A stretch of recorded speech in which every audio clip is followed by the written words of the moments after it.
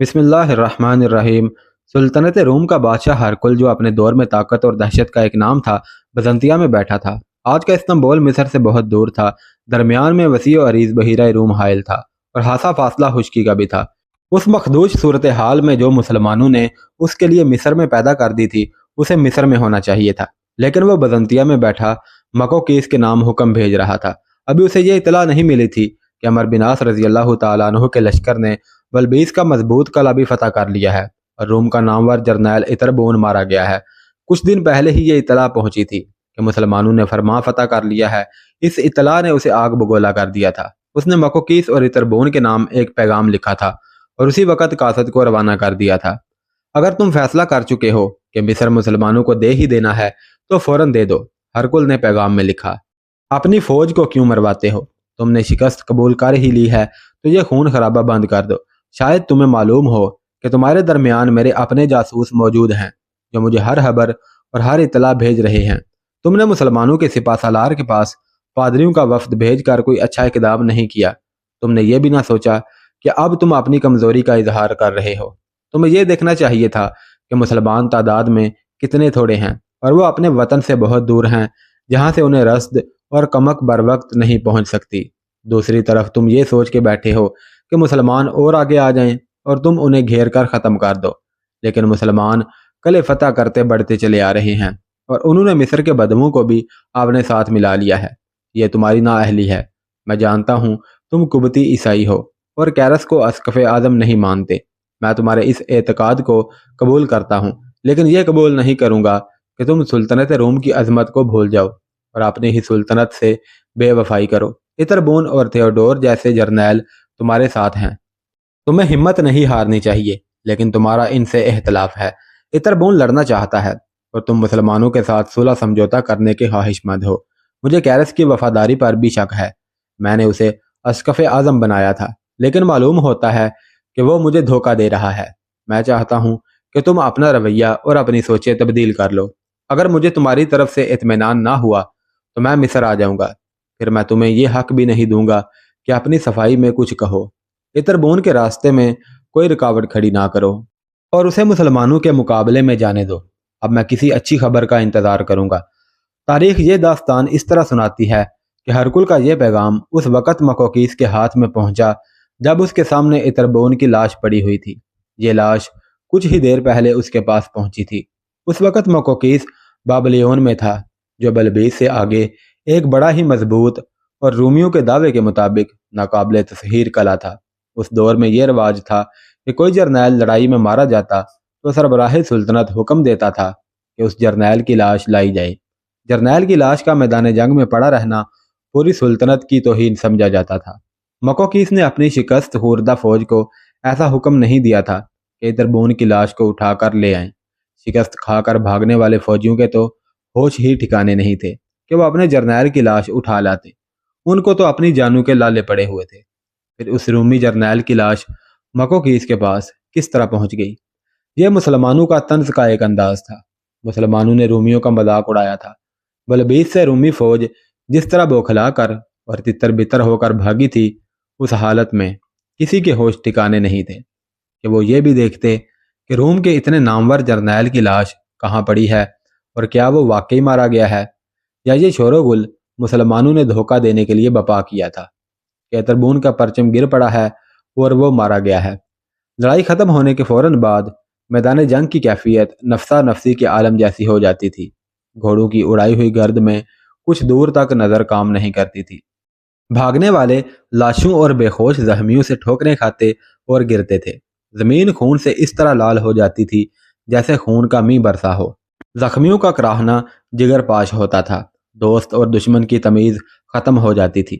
شہریوں کی چیخو پکار اور آہو بوکا الگ ہوتی تھی۔ وہ بھاگ بھی رہے ہوتے اور ان عزیزوں کو بھی ڈھونڈتے پھرتے تھے جو لڑائی میں شامل تھے۔ اتربون کی لاش اس طرح ملی کہ مجاہدین کی بیویاں، بہنیں یا بیٹیاں جو لشکر کے ساتھ تھیں، رومی فوج کی پسپائی کے فوراً بعد میدان جنگ میں دوڑتی ہوئی پھیل گئیں۔ زخمیوں کو اٹھا اٹھا کر پیچھے لانا، انہیں مرہم پٹی کی جگہ تک پہنچانے اور پانی پلانے کی ذمہ داری ان خواتین نے اپنے ساتھ لے رکھی تھی۔ یہ مسلمانوں میں دستور بھی تھا۔ ان خواتین میں شارینہ بھی تھی جو اپنے خامند حدید کے ساتھ تھی اور اینی بھی تھی جو فہد بن سامر کی بیوی تھی۔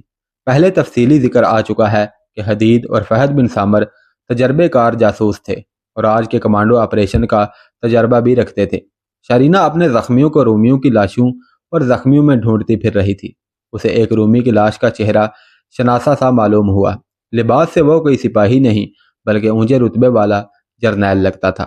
لاش کا چہرہ خون اور مٹی سے لتھڑا ہوا تھا۔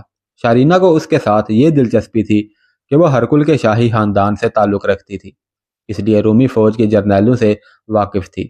اس نے لاش کے کپڑوں سے ہی لاش کے چہرے سے خون اور مٹی ہٹائی تو چونک کر پیچھے ہٹ گئی، جیسے اسے یقین نہ آیا ہو کہ یہ رومی بھی مارا جا سکتا ہے۔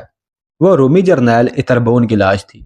اتربون کو شارینہ ہی اچھی طرح جانتی اور پہچانتی تھی۔ اتربون ایسا جابر جرنیل تھا کہ ہرکل جیسا جابر اور ظالم بادشاہ بھی اس کے آگے جھکا جھکا رہتا تھا۔ اتربون عیش و عشرت کا بھی دل دادا تھا اور اپنا حق سمجھتا تھا کہ کوئی خوبصورت اور جوان عورت خواہ وہ شاہی خاندان کی ہی کیوں نہ ہوتی اسے ایک دو راتوں کے لیے اپنے ہاں لے جائے۔ شارینہ کی ماں بڑی حسین عورت ہوا کرتی تھی۔ شارینہ اس وقت 13-14 برس کی کم سن لڑکی تھی جب اتربون اس کی ماں کو بھی اپنے گھر لے جایا کرتا تھا۔ حالانکہ شارینہ کی ماں ہرکل کی بیویوں میں سے ایک تھی، لیکن یہ عورت اتربون کی دوستی سے بہت ہی خوش تھی۔ شارینہ کو اچھی طرح یاد تھا کہ اتربون کی نظر اس پر بھی تھی، لیکن کم سنی کی وجہ سے اتربون سے بچی رہی۔ اتربون نے کئی بار اس کے گھر آ کر اسے اپنی گود میں بٹھایا تھا اور شارینہ اچھی طرح سمجھتی تھی کہ وہ اس کے ساتھ بچی سمجھ کر پیار نہیں کرتا بلکہ یہ بڑی بری نیت سے اس پر ڈورے ڈال رہا ہے۔ اب اسی تربون کی لاش خاک و خون میں لتھڑی پڑی تھی اور کوئی اس کی طرف دیکھ بھی نہیں رہا تھا۔ اس کے اپنے سپاہی بھاگتے ہوئے اس کی لاش کو روند گئے تھے۔ شارینہ اٹھ کھڑی ہوئی اور ادھر ادھر دیکھنے لگی۔ اسے اینی نظر آئی جو ایک زخمی مجاہد کا سر اپنی گود میں رکھے اسے پانی پلا رہی تھی۔ پانی پلا کر اٹھی تو اس نے شارینہ کی طرف دیکھا جو اس سے کچھ زیادہ دور نہیں تھی۔ اینی دوڑتی ہوئی شارینہ کے پاس گئی اور اسے بتایا کہ وہ زخمی اٹھ کر اپنے پاؤں پر کھڑا نہیں ہو سکتا۔ اینی نے یہ بھی بتایا کہ وہ اس زخمی مجاہد کو پانی پلا چکی ہے اور اس نے دیکھ لیا ہے کہ زخم ایسا ہے کہ وہ زندہ رہے گا لیکن اسے جلدی پیچھے پہنچانا ہے۔ شارینہ کو اس کام کا بہت تجربہ ہو چکا تھا۔ وہ اتربون کی لاش سے ہٹنا نہیں چاہتی تھی۔ اس نے ادھر ادھر دیکھا تو 2-3 مجاہدین لاشوں اور زخمیوں کو دیکھتے پھرتے نظر آئے۔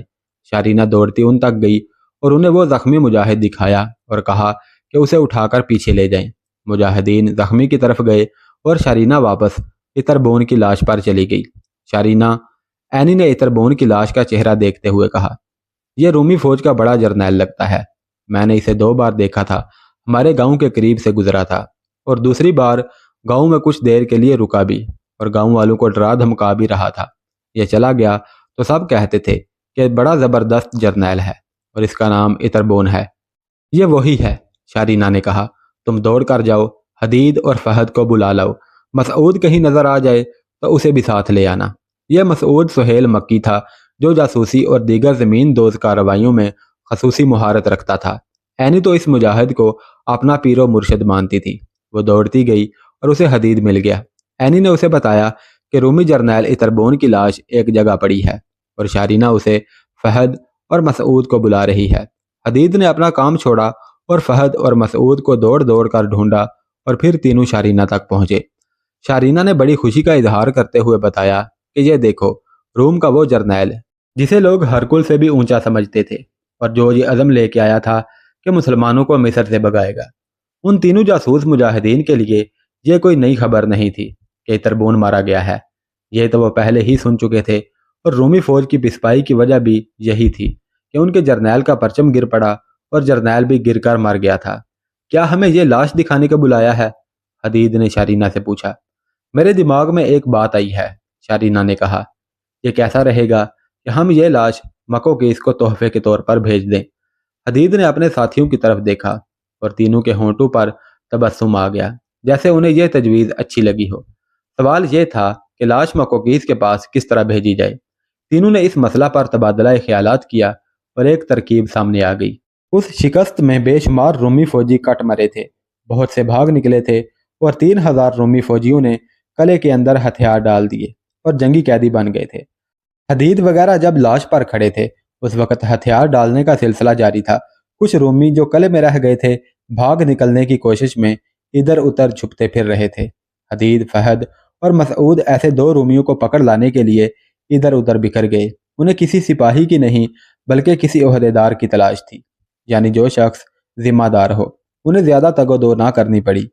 وہ جس طرح کے دو فوجی چاہتے تھے ویسے ہی مل گئے۔ ایک اچھے رتبے والا عہدیدار تھا جو زخمی تھا، لیکن ایسا زخمی نہیں کہ چلنے پھرنے یا گھوڑ سواری سے معذور ہوتا۔ زخم معمولی تھا۔ دوسرا فوجی کم رتبے والا تھا اور جسمانی لحاظ سے بالکل ٹھیک تھا۔ مجاہدین اسے پکڑ کر لا رہے تھے۔ وہ بھاگنے کی کوشش میں کہیں چھپا ہوا تھا۔ حدید اور اس کے ساتھیوں نے ان مجاہدین سے یہ رومی لے لیا اور کہا کہ وہ اسے قلعے میں لے جائیں گے، اور چونکہ وہ تینوں جاسوس ہیں اس لیے اس سے کچھ باتیں معلوم کریں گے۔ تم دونوں ہماری بات غور سے سن لو۔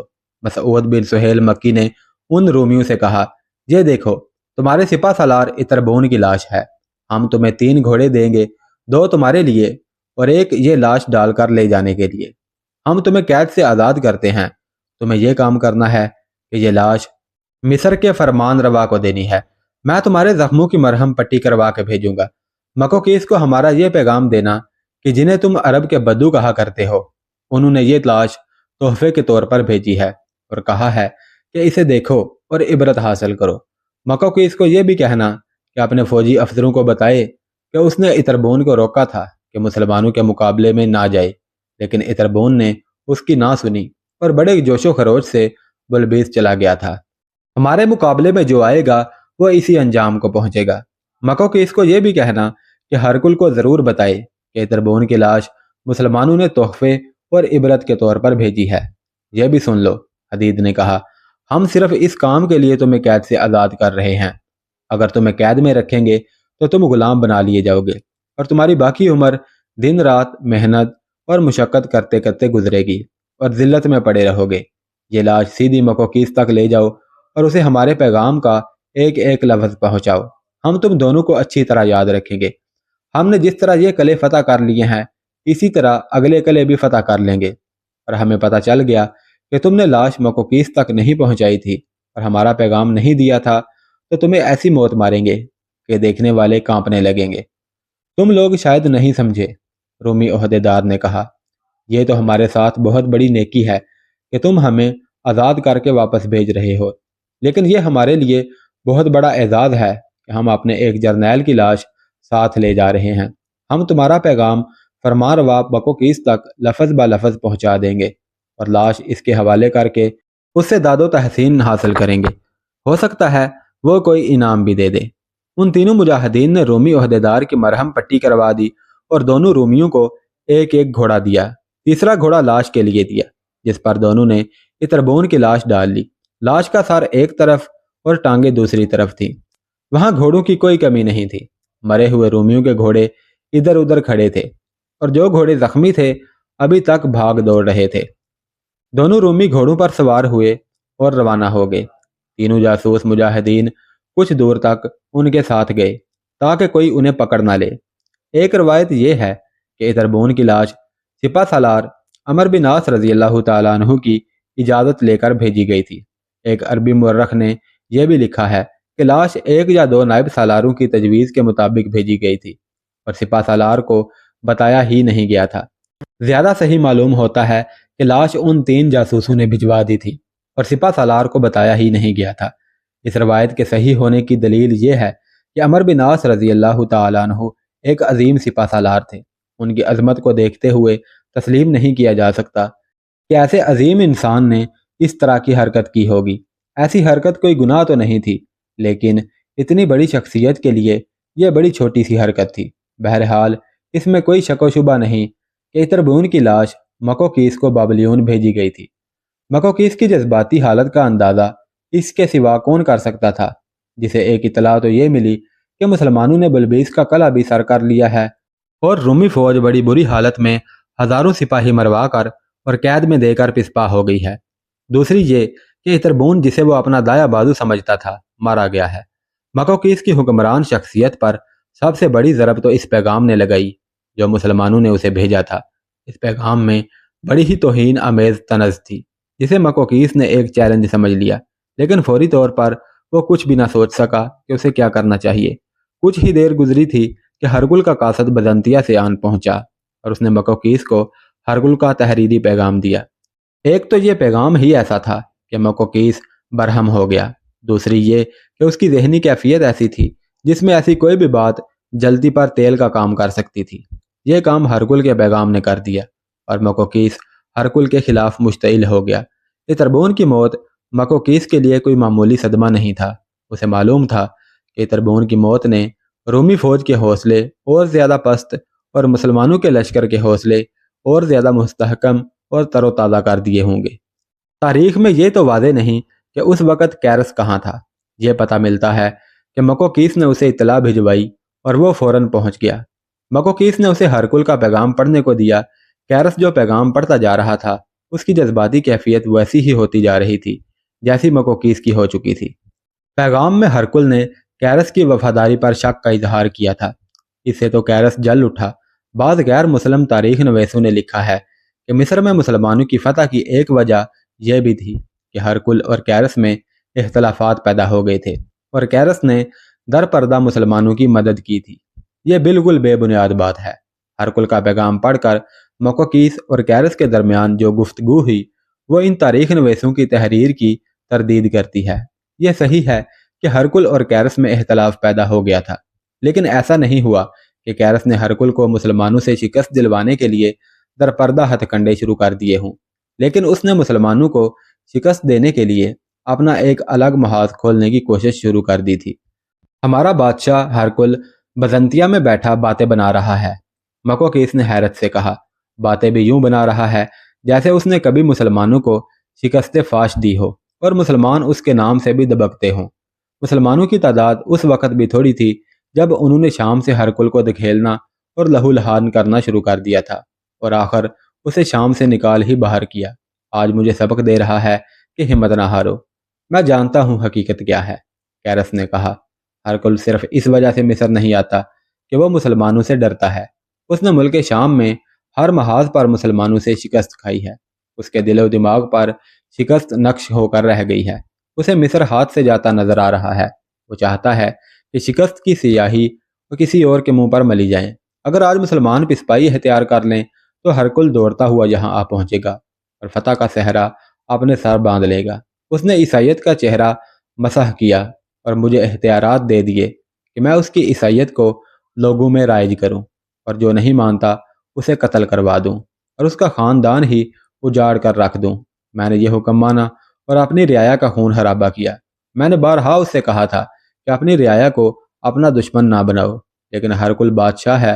वो अपना हक समझता है कि जिसे चाहे उसे ज़िंदगी दे और जिसे चाहे उसे मौत दे दे।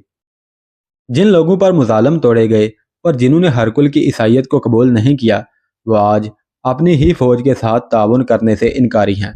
मकोकीस ने कहा, मुझे शक है कि कुबती ईसाई दरपर्दा मुसलमानों की मदद कर रहे होंगे।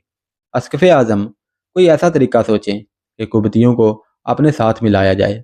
अपने दिल में रूमी फौज की अदावत रख लेना कोई बात नहीं, लेकिन अपने मुल्क के दुश्मन की पुश्त पनाही करना बड़ा ही खतरनाक और शर्मनाक काम है। इस मसला का कोई हल निकालें कि कुबतियों को किस तरह अपने साथ मिलाया जाए। हमें मुसलमानों को मिस्र से निकालना है या एक एक मुसलमान को मिस्र में ही कत्ल कर देना है। उन्होंने इतरबून की लाश के साथ जो पैगाम भेजा है वो मेरी बर्दाश्त से बाहर है। उन्होंने मेरी गैरत को ललकारा है। मैं उनसे इबरतनाक इंतकाम लूँगा।